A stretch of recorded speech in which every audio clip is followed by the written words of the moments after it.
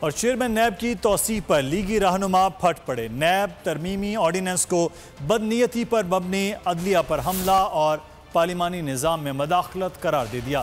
شاہد خاقان عباسی نے کہا کہ کرپٹ وزیر اعظم کے رہنے تک یہی چیئرمین نیب رہے گا۔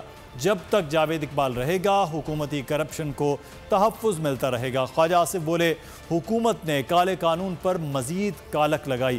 احسن اقبال نے خبردار کیا کہ حکومت انتشار پھیلانے والے اقدامات اٹھا رہی ہے۔ پاکستان شخصی حکمرانی کے لیے قانون سازی کا متحمل نہیں ہو سکتا۔ نیب ترمیمی آرڈیننس کرپٹ حکومت وزراء کو بچانے اور اپوزیشن کے لوگوں کے خلاف من پسند ججز سے فیصلے لینے کے لیے بنایا گیا ہے۔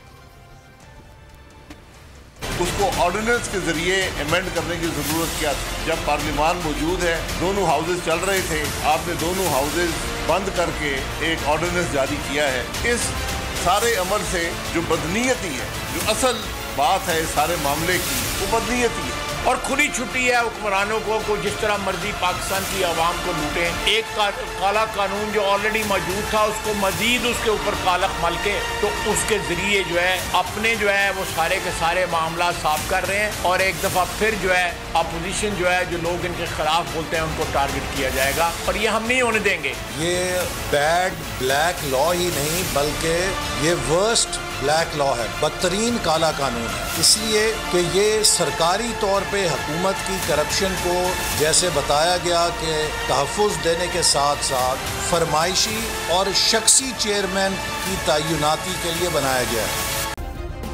سبسکرائب کریں اور بیل دبائیں تاکہ کوئی خبر رہ نہ جائے۔